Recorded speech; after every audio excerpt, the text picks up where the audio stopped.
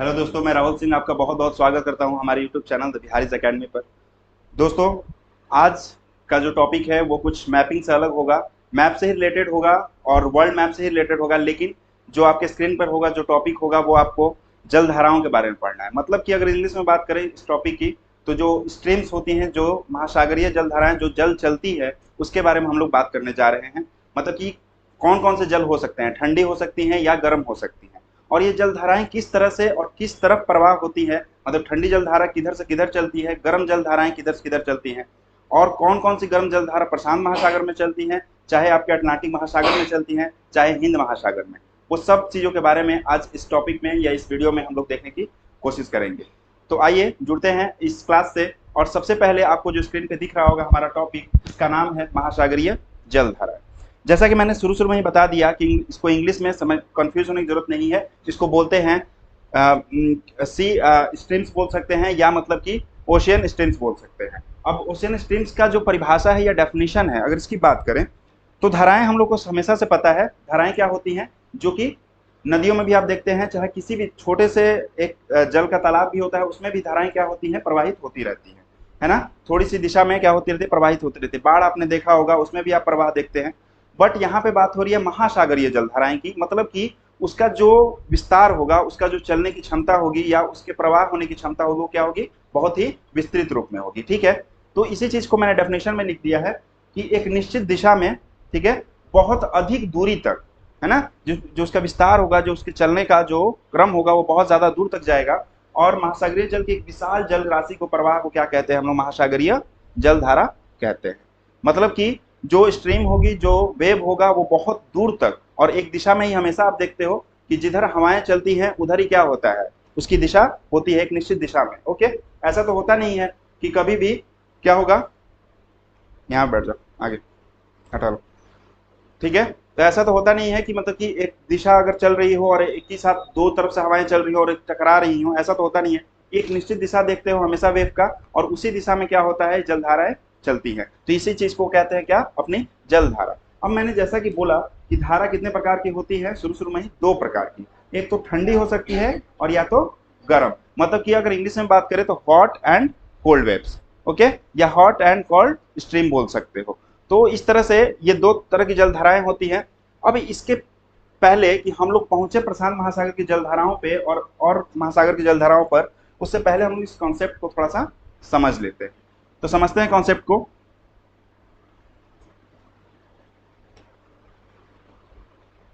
चलिए, अब जो बात होती है, हम पहले भी बात कर चुके हैं इस चीज की, और आज भी फिर से बात कर रहे हैं कि जब पृथ्वी के, जब दो भागों में बांटते हैं हम लोग 0 डिग्री, और ऊपर में हम लोग पहुंचते हैं तो क्या कहते हैं, नॉर्दर्न हेमस्फेयर, मतलब उत्तरी गोलार्ध, और नीचे में पहुंचते हैं तो साउदर्न हेमस्फेयर, मतलब कि दक्षिणी गोलार्ध।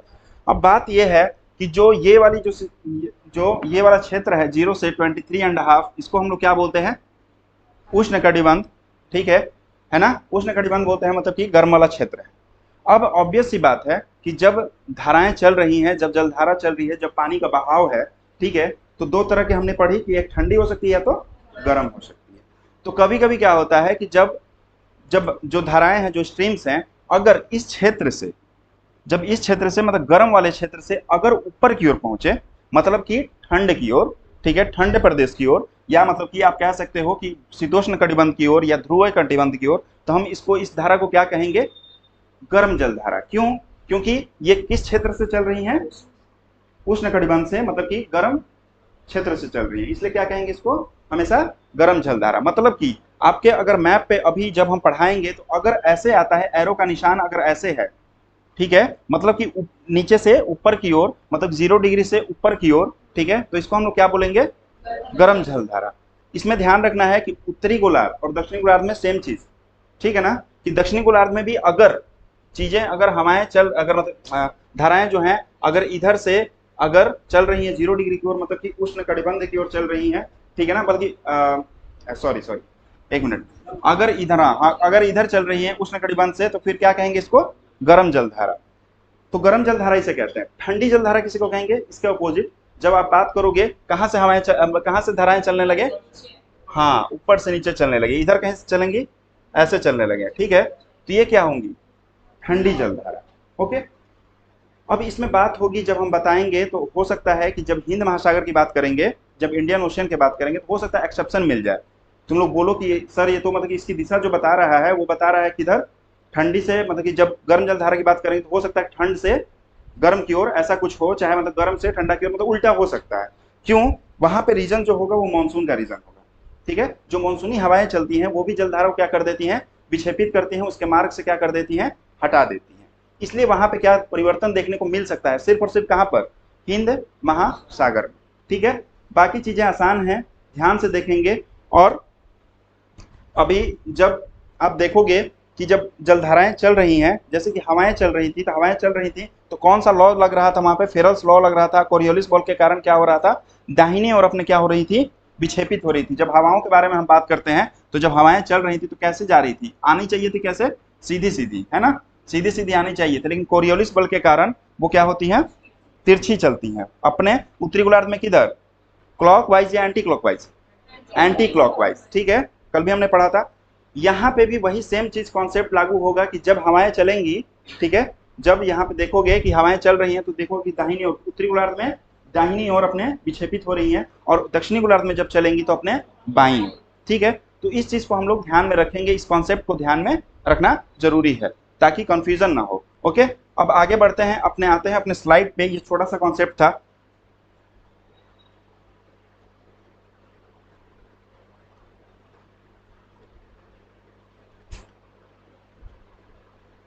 चलिए, तो धारा दो प्रकार की होती है, गर्म जल धारा और ठंडी जल धारा। अब देखेंगे, ध्यान से देखेंगे, सिर्फ और सिर्फ फोकस करना है कि गर्म जल धारा किधर से किधर चलेगी भाई, उष्ण से कहीं ना कहीं शीतोष्ण की ओर, मतलब कि 0 डिग्री से ऊपर की ओर बहने की कोशिश करेगी, और दक्षिण में भी क्या करेगी, 0 से नीचे की ओर आने की कोशिश करेगी। अब देखते हैं, सबसे पहले बोलता है प्रशांत महासागर की गर्म जल धारा। ठीक है, तो सिर्फ और सिर्फ फोकस करना है, प्रशांत महासागर आपका कहाँ पे है, ये तो आपको सब लोगों को पता होगा। ठीक है, एशिया के इधर में, कहाँ पे, पूरब में, और अमेरिका के भी साइड में देखेंगे, अपना पश्चिमी साइड में, है ना, क्योंकि दुनिया गोल है, पृथ्वी गोल है, तो उसको ध्यान में रखेंगे, और प्रशांत महासागर दोनों तरफ पड़ेगा।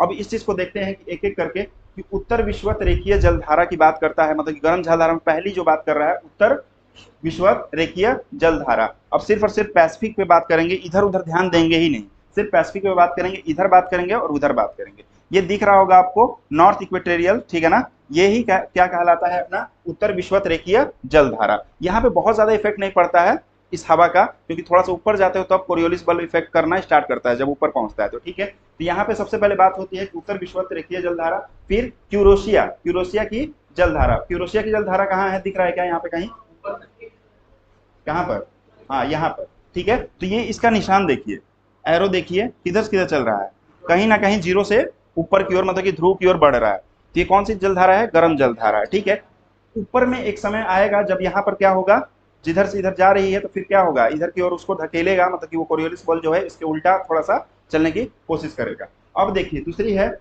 है अपनी उत्तरी प्रशांत जल प्रवाह। उत्तरी प्रशांत जल प्रवाह की बात करता है, मतलब कि ये नॉर्थ पैसिफिक की बात कर रहा है। तो ये एरो मतलब कि यहीं पे है, और यहीं पे क्या होती है, यहीं से जो जलधारा है यहीं से मुड़ती है, मतलब यहीं पे चलती रहती है। ठीक है, और यहीं पे क्या कहलाता है, ये कौन सा, गर्म जलधारा। ठीक है, जो उष्णकटिबंध में पड़ रहा है। अब आगे आते हैं अलास्का। अलास्का कहाँ पर है, उत्तरी अमेरिका, उत्तरी अमेरिका, अलास्का। और ग्रीनलैंड की बात किए थे हमने, ग्रीनलैंड उधर दिखेगा आपको, अलास्का इधर दिखेगा। ठीक है, अब अलास्का की आप बात करते हो तो देख रहे हो इसका भी एरो यहाँ पे। और जो है कि जलधारा भाई ऊपर उठती है, तो ऑब्वियस सी बात है, ऊपर उठते उठते हवाएं क्या हो जाती हैं, थोड़ी सी भारी हो जाती है, फिर क्या होती है, नीचे की ओर डाउन होती है। तो वैसे भी जलधारा का भी है कि आगे बढ़ के क्या होगी, थोड़ी सी डाउन होगी, कुछ समय तक चलेगी, उसका फिर डाउन होगी, एक चक्र बनाएगी। ठीक है, तो इस चीज को हम लोग देखेंगे यहाँ पे कि अलास्का की जलधारा है। फिर एलनीनो जलधारा दिख रहा होगा आपको, एलनीनो दिख रहा है कहीं पे, प्रशांत नहीं दिया हुआ है। ठीक है, एलनीनो जो दिखेगा आपको ऑस्ट्रेलिया के आसपास ही दिखेगा। ठीक है, एलनीनो। उसके बाद बात करेंगे सुशीमा। सुशीमा दिख रहा है, सुषमा भी नहीं है इसमें, इस फिगर में नहीं है, कोई बात नहीं, सिर्फ सुषमा भी इधर ही कहीं पड़ता है। अब सुषमा की जलधारा, फिर दक्षिण विषुवतीय जलधारा जो साउथ वाला है, साउथ पैसिफिक, यही वाली बात हो रही है। ठीक है, ये भी क्या है, गर्म जलधारा है पैसिफिक ओशियन का। फिर पूर्वी ऑस्ट्रेलिया, ये तो आसान हो गया, ऑस्ट्रेलिया के पूर्वी तरफ जो ईस्ट ऑस्ट्रेलिया वहां पे दिख रहा होगा, ईस्ट ऑस्ट्रेलिया दिख रहा है, और इसका एरो देख ही रहे हो, ये दक्षिण में है लेकिन फिर भी पैसिफिक में है ना। तो फिर किधर से किधर चल रही है अपनी, 0 से 30 की ओर, ठीक है। अब यहाँ पे विपरीत विषुवत रेखीय जलधारा, मतलब लास्टली जो होता है इक्वेटोरियल में ही, मतलब कि यहाँ पे उल्टा जो चलने लगती है वही इक्वेटोरियल की बात हो रही है। तो इसमें से जो मेन मेन है उसको हम लोग ध्यान में रखेंगे। एक तो बात रखें क्यूरोसिया की जलधारा, ठीक है। क्यूरोसिया कहाँ पर दिख रहा है आपको, कहीं ना कहीं आपको ये वाला कौन सा इलाका है, ये आप देख सकते हो पैसिफिक ओशियन का ही इलाका है, और ये एशिया वाला इलाका अपना, जापान वाला इलाका, ठीक है। इधर से आप लोग देख सकते हो क्यूरोसिया की जलधारा है। फिर याद रखें अलास्का की जलधारा याद रहेगा, ठीक है, कहाँ पर है, अमेरिका, उत्तरी अमेरिका, वहां पर ध्यान देंगे। एल नीनो याद रहेगा ऑस्ट्रेलिया के पास, ठीक है। उसके बाद सुसीमा वहीं पे ऑस्ट्रेलिया के पास ही है। तो इस तरह से 3-4 कम से कम याद रखेंगे, जो कि हमारे लिए बहुत ज्यादा क्या हो सकता है, इंपॉर्टेंट हो सकता है। ये कैसी जलधारा है, गर्म जल। तो क्वेश्चन यही आता है कि गर्म जलधारा है ना, इन सब में एक ऑप्शन दे देगा और बोलेगा कि कौन सी एक गर्म जलधारा है या कौन सी नहीं है, ठीक है। ये याद रहेगा। अब आगे देखते हैं, प्रशांत महासागर की ठंडी जलधाराओं की बात करेंगे। मतलब कहीं ना कहीं प्रशांत महासागर में ही देखना है, लेकिन देखना है थोड़ा सा ऊपरी कटिबंध से, मतलब कि ऊंचे ऊंचे कटिबंध जो है उससे थोड़ा सा इधर की ओर, मतलब कि विषुवत रेखा की ओर हम लोग देखने की कोशिश करेंगे। सबसे पहले क्यूराइल विषुवत रेखीय जलधारा, ठीक है। क्यूराइल की बात करता है, और क्यूराइल यहीं पे आपको दिखेगा, क्यूराइल दिख रहा है, कैलिफोर्निया अलास्का नहीं दिख रहा है, नहीं दिख रहा है, क्यूराइल नहीं दिख रहा है, ठीक है। क्यूराइल मतलब समझ लेंगे कि मतलब क्यूराइल क्या है, अपना कौन सी जलधारा है, ठंडी, मतलब कि ऊपर से ही नीचे की ओर वो आ रहा होगा। उसके बाद कैलिफोर्निया, सब लोग को आसान है, कैलिफोर्निया ढूंढ लेना। कैलिफोर्निया कहाँ पर है, अमेरिका में। तो कैलिफोर्निया किधर होगा, यहाँ पे। और कैलिफोर्निया से देख रहे हो ऊपर से नीचे की ओर क्या हो रही है, जलधाराएं चल रही हैं, ठीक है। उसके बाद हम्बोल्ट या पेरुवियन की जलधारा, ठीक है, हम्बोल्ट या पेरुवियन। अब यही पेरू की बात कर रहा है ना, पेरू की बात कर रहा है। यहीं पर हम्बोल्ट जो जलधारा है, इधर से क्या जा रही है, ये ठंडी जलधारा, ठीक है। उसके बाद लास्टली अंटार्कटिका की जलधारा, जो कि नीचे में है, नीचे में ही है अंटार्कटिका, सब लोग को मालूम है कहाँ पर है, तो इसमें बताने की जरूरत ही नहीं है कि गर्म होगा कि ठंडा होगा, ठंडा ही होगा, ऑब्वियस सी बात है ना। पेरू कहाँ पर पड़ता है, देख ही रहे हो, पेरू से ऊपर जा रहा है, वो तो समझ में आ ही रहा होगा। कहाँ है पेरू, किस देश से सटा हुआ, किस देश से सटा हुआ है, चिली से, ठीक है। तो वही ध्यान देंगे कि पेरू की जलधारा वहीं से चलेगी, तो मतलब ऊपर से मतलब कि ऊपरी वाला अक्षांश से, मतलब कि 30 से ऊपर की ओर, मतलब कि विषुवत की ओर चल रही है। ओके, कैलिफोर्निया देखी गया अमेरिका में। तो याद रहेगा कि ठंडी जलधाराएं ये सब प्रशांत महासागर में है। गर्म जलधारा की बात कर चुके पैसिफिक ओशियन की, और फिर ठंडी जलधारा की बात कर चुके हम लोग पैसिफिक ओशियन की, ठीक है, प्रशांत महासागर की। अब हम लोग बात करेंगे किसकी, अटलांटिक महासागर की, है ना। अब अटलांटिक महासागर में सिर्फ और सिर्फ फोकस करेंगे, ठीक है, यूरोप वाला जगह, फिर अफ्रीका वाला जगह, और इधर में उत्तरी अमेरिका और दक्षिण अमेरिका का जगह, ठीक है। उसके बीच में एक महासागर पड़ता है जिसका नाम है क्या, अटलांटिक, ठीक है। ये पूरा इलाका यहाँ से लेके पूरा यहाँ तक, ये वाला इलाका पे हम लोग ध्यान देंगे। और इसमें सबसे पहले बात करेंगे हम लोग गर्म जलधाराओं की, ठीक है। गर्म जलधारा में सबसे पहले बात होगी उत्तरी विषुवतीय रेखीय जलधारा, वो तो चलती ही रहती है। उत्तरी विषुवतीय, यही नॉर्थ इक्वेटोरियल वाले जो हवाएं चल रही हैं, जो जलधाराएं बल्कि चल रही हैं, वो तो चल ही रही हैं, ठीक है। हाँ हाँ, तो इक्वेटेरियल तो पूरा इससे है ना, नहीं कोई कंफ्यूज नहीं करेगा, ठीक है। ये क्वेश्चन पूछता भी नहीं है। जो विशेष है, जैसे कैलिफोर्निया की हो गई, चाहे मतलब लेब्राडोर, और ये सब जो भी जलधाराएं अभी हम बोल्ट जलधारा, ठीक है, कैलिफोर्निया की जलधारा, यही सब क्वेश्चन पूछता है। ये इक्वेटोरियल नहीं पूछेगा, क्योंकि उसको पता है कि हर एक जगह से क्या है, इक्वेटर बह ही रहा है, वहां से हवा मतलब धाराएं बह ही रही हैं। उसके बाद देखो गल्फ स्ट्रीम आता है, गल्फ स्ट्रीम आपको दिखेगा यहाँ पे, ठीक है। ये वाला इलाका ध्यान देना, गल्फ स्ट्रीम वाला, क्योंकि अभी अभी मैं आगे जाके अगर एक टॉपिक और पढ़ाऊंगा जिसमें बात होगी सारगैसो सी की, ठीक है, सारगैसो सागर का, उसका इंपॉर्टेंस अलग है। वहां से भी क्वेश्चन आता है, क्योंकि मैंने एक बार और बताया था कि एक जगह है जहां पर कि बहुत ज्यादा मछली उत्पादन होता है, मछली का बहुत बढ़िया क्षेत्र है। अब ये इसका भी एक कॉन्सेप्ट है, क्योंकि जहां पर बताएंगे हम उस समय कि गर्म और ठंडी जलधाराएं जहां पर मिलती हैं, वहां पर एक क्षेत्र बन जाता है जहां पर कि एकदम शांत हो जाता है, जो स्ट्रीम्स चलती हैं वो नहीं चलती हैं। अब बहुत आसानी से क्या हो सकता है वहां पे मछलियां, क्योंकि दोनों जलधाराओं में मिलती है ना, दोनों जलधाराएं मिल रही हैं, तो क्या होती है, बहुत सारी मछलियां क्या हो जाती है वहां पे बनती है, क्योंकि वहां पे एक घास उगता है जिसका नाम है प्लैंकटन। और प्लैंकटन जो घास है वो मछलियों के लिए क्या है, बहुत बढ़िया क्या है, खाने का भोजन है ना। तो वहां पे बहुत सारी मछलियां पाई जाती हैं, तो उस चीज को भी बात करेंगे। तो यहाँ पे ध्यान देना, क्योंकि वहां पे दिखेगा नहीं, वहां पे दिखेगा तुमको गल्फ स्ट्रीम नहीं दिखेगा, ठीक है। तो यहाँ पे ध्यान देना गल्फ स्ट्रीम कहाँ पर है, अटलांटिक में। और अटलांटिक की कौन सी जलधारा है, ये गर्म जलधारा, ठीक है। अब वहीं पे बात करेंगे फ्लोरिडा की, ठीक है। फ्लोरिडा भी आपको यहीं पे दिखना चाहिए, फ्लोरिडा नहीं दिख रहा है, कोई बात नहीं। यहीं पे फ्लोरिडा भी गल्फ स्ट्रीम के आसपास में ही है और ये भी एक गर्म जलधारा ही है, ये इधर से बहती है, ठीक है ना, फ्लोरिडा, है ना। अब देखते हैं आगे, दक्षिणी विषुवतीय जलधारा, इसकी कोई बात नहीं है। साउथ में इक्वेटोरियल वाली जो चीजें हैं वो तो सिंपल सी दिख रही है आपको, है ना। अब आगे बात होती है ब्राजील। ब्राजील जलधारा सिंपल सा है कि साउथ अमेरिका में एक देश ही है ब्राजील, और ब्राजील को ही क्या है भाई, कौन सा देश कहते हैं ब्राजील को? यस, कहवा का पात्र कहते हैं, या मतलब कि देश कहते हैं, सबसे ज्यादा कॉफी वहीं पे, ठीक है। उसके बाद विपरीत विषुवतीय, ये गिनी जलधारा वही वाली है, वही वाली छोड़ो रहने दो। इरमिंजर की जलधारा दिया हुआ है क्या? इरमिंजर, यस, इरमिंजर की जलधारा, ठीक है। तो ये सब क्या है अपनी, कौन सी? अटलांटिक की गर्म जलधाराएं हैं।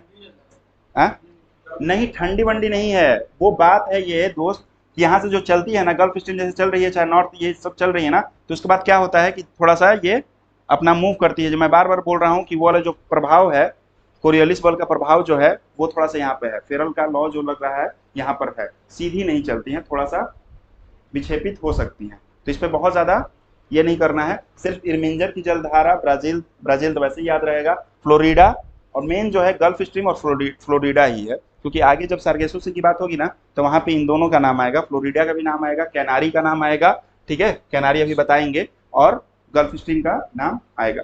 अभी आगे देखते हैं, ये हो गया अपना गर्म जलधारा, किसका? अटलांटिक ओशियन का। अब हम लोग ठंड पे आ जाते हैं, सिर्फ और सिर्फ अटलांटिक पे फोकस करना है, और किस पे, किधर से किधर जाना है अपना, ऊपर से नीचे की ओर, मतलब कि कहीं ना कहीं 30 डिग्री या 40 डिग्री अक्षांश या 60 डिग्री अक्षांश से 0 डिग्री की ओर हम लोग को सफर करना है। अब सफर स्टार्ट होता है लेब्राडोर के, इससे लेब्राडोर की जलधारा से। लेब्राडोर आपको दिखता है यहाँ पर, और ये ऊपर से नीचे की ओर बह रही है हवा, बल्कि जलधारा, तो क्या होता है ये? ठंडी जलधारा। उसके बाद बोलता है बेंगुएला। बेंगुएला दिख रहा है क्या कहीं पे? कहाँ पे? बेंगुएला यहाँ पे आपको दिख रहा होगा। तो बेंगुएला की जलधारा जो कि ठंडी जलधारा है, किसमें? नॉर्थ, बल्कि साउथ अटलांटिक में, ठीक है। उसके बाद बात करेंगे कनारी की, ऊपर में बात करेंगे कनारी की। कनारी यहाँ पर आपको दिखेगा, मतलब यूरोप के आसपास से बहती हुई दिखेगी आपको कनारी जलधारा, ओके। उसके बाद पूर्वी ग्रीनलैंड, ग्रीनलैंड पता है ये ग्रीनलैंड कहाँ पर है? ऊपर में नॉर्थ अमेरिका के आसपास यहाँ पे, ठीक है, यहाँ पे ग्रीनलैंड है, और ग्रीनलैंड से जो चल रही है यही है अपनी ग्रीनलैंड की जलधारा। उसके बाद अंटार्कटिका, ये तो आसान हो गया, अंटार्कटिका की जलधारा जो चलेगी, है ना। उसके बाद फॉकलैंड की जलधारा, फॉकलैंड दिया हुआ है? फॉकलैंड नहीं दिया हुआ है, फॉकलैंड नहीं दिया हुआ है, चलिए ठीक है, कोई बात नहीं है। तो फॉकलैंड की जलधारा भी क्या है अपनी? ठंडी जलधारा है। तो इस तरह से जो है अटलांटिक में जो इंपॉर्टेंट ये पूछता है, लेब्राडोर, लेब्राडोर पूछ सकता है, बेंगुएला पूछता है, कनारी पूछता है, ये तीन कम से कम याद होना चाहिए, ठीक है। ये ठंडी जलधारा है। एक बार सिर्फ और सिर्फ जाके घर पे क्या करने का है, एक बार देख लेने का है मैप को, थोड़ा सा रिकैप कर लेने का है, तो चीजें याद रहेंगी ज्यादातर, ठीक है। अब हम लोग आते हैं थोड़ा सा अपने इंडियन ओशियन पे, मतलब कि हिंद महासागर की। इसकी बहुत कम जलधाराएं हैं, आसान होगा याद करना, लेकिन थोड़ा सा आपको विचलित कर सकता है कि कैसे चल रही हैं ये। तो मैंने शुरू में ही बताया कि जो मानसून का जो कॉन्सेप्ट है, जो मानसून की हवाएं चलती हैं, उसके कारण यहाँ पे विक्षेपण ज्यादा पाया जा सकता है या उल्टा पाया जा सकता है, ठीक है। तो यहाँ पे देखते हैं हिंद महासागर की गर्म एवं अस्थायी जलधारा में सबसे पहले बात होती है दक्षिण विषुवतीय रेखीय जलधारा, इसकी बात हम लोग करेंगे नहीं। दूसरी मोजाम्बिक, मोजाम्बिक कहाँ है? मोजाम्बिक की जलधारा कहाँ होगी? देखो दिख रहा है, ये क्या बोलते हैं, इंडियन ओशियन, कहाँ पर दिख रहा है इंडियन ओशियन? हाँ, यही वाली है ना अपना इलाका, यही वाला इलाका है ना, यही वाला भारत, यही है ना, यही इंडियन ओशियन है ना। और क्या बात करता है सबसे पहले? मोजाम्बिक। मोजाम्बिक कहाँ पर है? हाँ? किधर है मोजाम्बिक? कौन से महाद्वीप में? अफ्रीका में है। तो मोजाम्बिक की जलधारा कहाँ से चलेंगी? यहीं पे कहीं पे आसपास चल रही होगी, ठीक है। और किसकी बात हो रही है? गर्म की जलधारा की बात हो रही है, तो मतलब यहीं से कहीं चल रही होगी। यहाँ पे दिखा नहीं रहा है, लेकिन हम लोग को पता है कि मोजाम्बिक कहाँ पे है, तो हम लोग कर ले जाएंगे, ठीक है। उसके बाद अगुलहास की जलधारा बोलता है, अगुलहास दिया हुआ है क्या? यस, अगुलहास देता है, अगुलहास यहाँ पर आपको दिख रहा है, ठीक है। तो ये है अपनी गर्म जलधारा, दो को याद रखना है, कौन सा? मोजाम्बिक और दूसरा अगुलहास, दोनों अफ्रीका की तरफ ही आपको दिखती है और हिंद महासागर में आपको दिखेंगी। अब आगे बढ़ते हैं, एक ही है इसमें, हिंद महासागर की ठंडी और अस्थायी जलधारा में पश्चिमी ऑस्ट्रेलिया। अभी पूर्वी ऑस्ट्रेलिया की बात किए थे हम लोग, ठीक है, वो किसमें था? प्रशांत महासागर वाले में, ठीक है। और कौन सी धारा थी ये? गर्म थी। और इसमें ही वेस्ट ऑस्ट्रेलिया वाली जो है अपनी कौन सी जलधारा है? ठंडी। याद रखेंगे कि वेस्ट ऑस्ट्रेलिया वाली जलधारा कौन सी है? ठंडी है, ठीक है। और ईस्ट वाली कौन सी है? गर्म। कंफ्यूज कर सकता है, तो यहाँ पे ध्यान देंगे। अब देखिए, जो मैं एक और टॉपिक जो मैं बात कर रहा था जो कि आपके लिए इंपॉर्टेंट हो सकता है, वो है सार्गेसो सी, ठीक है। सार्गेसो सागर तथा उससे जुड़े तत्व। अब जो हम लोग बात कर रहे थे, हमने बोला था कि वहां पे मैपिंग देख लेना अच्छे से, ठीक है ना, है ना। तो वो वाली चीजें आप लोग यहाँ पे देखेंगे कि ये कौन सा इलाका है अपना, क्या दिख रहा है आपको? ये वाला इलाका कौन सा दिख रहा है आपको? हाँ, यस, अफ्रीका और यूरोप वाली चीजें दिख रही हैं। और इधर क्या दिख रहा है आपको? नॉर्थ अमेरिका और साउथ अमेरिका। उसके बीच में कौन सा सागर है? सार्गेसो नहीं, अटलांटिक है, ठीक है ना। नॉर्थ अटलांटिक और साउथ अटलांटिक। अब नॉर्थ अटलांटिक की सिर्फ बात कर रहे हैं क्योंकि साउथ अमेरिका ये दिख रहा है, और नॉर्थ अटलांटिक की बात कर रहे हैं, और यहीं पे आपको दिखेगा कौन सा? सार्गेसो सी, ठीक है। ध्यान देंगे जैसा कि लिखा हुआ है कि उत्तरी अटलांटिक महासागर में, अगर क्वेश्चन डायरेक्ट बेसिक सा क्वेश्चन आ जाता है कि सार्गेसो सी, ठीक है, या सार्गेसो सागर कहाँ पर बनता है, किस गोलार्ध में बनता है, तो कहाँ पर बनता है? उत्तरी में, ठीक है ना, उत्तरी अटलांटिक महासागर में, है ना। अब देखते हैं उत्तरी अटलांटिक महासागर में 20 डिग्री से 40 डिग्री उत्तरी अक्षांश, ठीक है, ये तो समझ में आता है, ये लैटिट्यूड समझ में आता है हम लोगों को 20 से 40 के बीच में, और 35 डिग्री से 75 डिग्री पश्चिमी देशांतर, क्योंकि हम लोग कहाँ हैं? ग्रीनविच के इधर हैं, पश्चिम में है, तो इसलिए क्या बोलता है कि 35 से 75 पश्चिमी देशांतर की ओर के मध्य में, इसी के मध्य में जो प्रवाहित हो रही है, जो एक जलधारा प्रवाहित होती है, उसके स्थित एक शांत एवं स्थिर जल का क्षेत्र बनता है जिसको बोलते हैं सार्गेसो, ठीक है। जलधाराएं तो बहुत चल रही हैं, हमने देखा, गर्म भी चल रही हैं, ठंडी भी चल रही हैं, उसी के बीच में अटलांटिक में बहुत सारी जलधाराएं चल रही हैं वहीं पे, लेकिन एक शांत क्षेत्र बनता है जिसको हम लोग बोलते हैं सार्गेसो सी। अब इसका नाम क्यों पड़ा उसको भी देख लेंगे, क्योंकि यह गल्फ स्ट्रीम, अभी मैंने बता दिया है गल्फ स्ट्रीम के बारे में, ज्यादा दिक्कत है नहीं। और क्या बोलता है? उत्तरी विषुवत रेखा धारा के चक्कर, मतलब उसके बीच में क्या होती है? एक शांत जल क्षेत्र क्या हो जाता है? निर्माण हो जाता है। इसके तट पर क्या होती है कि मोटी गल्फ स्ट्रीम, कनारी और उत्तरी विषुवतीय तीनों याद रखेंगे, उसी के आसपास क्या बनता है? ये पूरा जलधारा बनती है। एक बार देख भी सकते हो, कोई दिक्कत नहीं है इसमें। गल्फ स्ट्रीम, कनारी और नॉर्थ अटलांटिक, यही वाला क्षेत्र जो है अपना, ये इसके बीच में जो क्षेत्र बन रहा है, यही क्या कहलाएगा? अपना सार्गेसो सी या शांत क्षेत्र का निर्माण होता है, ठीक है। अब देखिए यहाँ पर बोलता है कि इसके तट पर मोटी समुद्री घास, घास नहीं घास है, घास तैरती है। इस घास को कहते हैं पुर्तगाली भाषा में सार्गेसम। एक घास उगती है उस शांत शांत क्षेत्र में, क्योंकि मरुस्थलीय क्षेत्र हो जाता है, वहां पे क्या होता है कि जलधाराएं चलती नहीं है, ठीक है ना, समुद्र का बहुत ज्यादा ये नहीं होता, एक शांत क्षेत्र सा बन जाता है, इसलिए वहां पर क्या होती है? घास उग जाती है। कौन सा है? सार्गेसम। और जिसके नाम पर इसका नाम पड़ क्या है? सार्गेसम, ठीक है। सार्गेसम घास के नाम पे पुर्तगाली भाषा में। अब आगे बढ़ते हैं, बोलता है इस क्षेत्र में, वही वाला क्षेत्र की बात हो रही है, अटलांटिक की, जो मतलब नॉर्थ अटलांटिक है, जो अटलांटिक महासागर है, उसकी सर्वाधिक लवणता, लवणता समझते हो? अरे लवणता तो समझते ही हो यार, क्या होता है? अरे जो भी पानी में जो भी पाया जाता है, जो भी मिक्सचर पाया जा रहा है, लवणता वही होती है।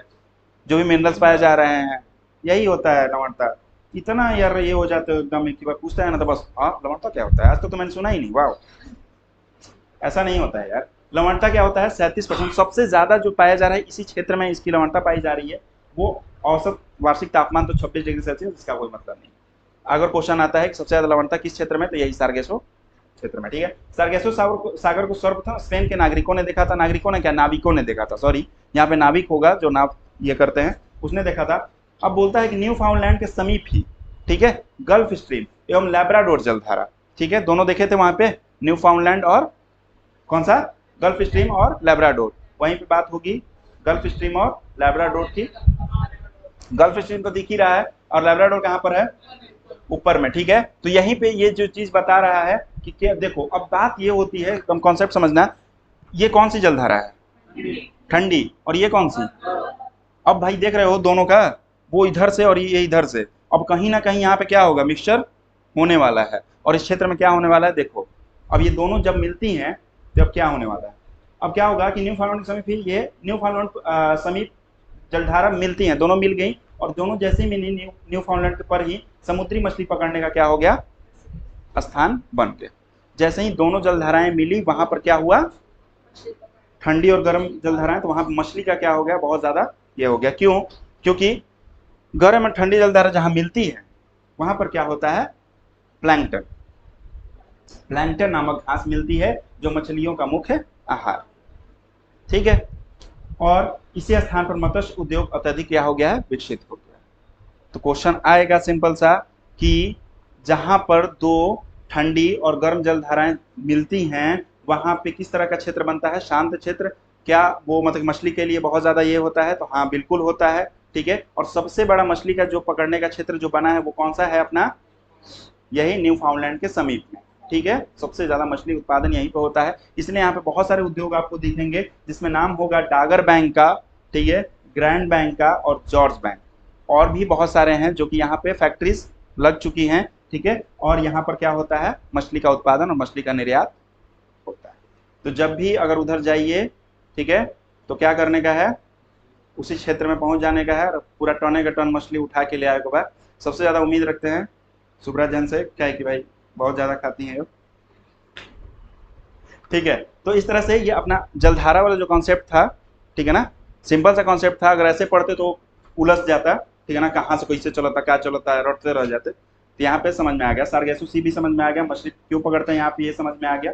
ठीक है, तो इस तरह से ये वाला अपना वीडियो खत्म होता है, ये वाला चैप्टर खत्म होता है। अब आगे जो चैप्टर होगा वो देख लेंगे। ठीक है, तब तक के लिए आप लोग से अलविदा लेते हैं, और आप लोग भी इस वीडियो को खूब इंजॉय कीजिए और शेयर कीजिए। बाय।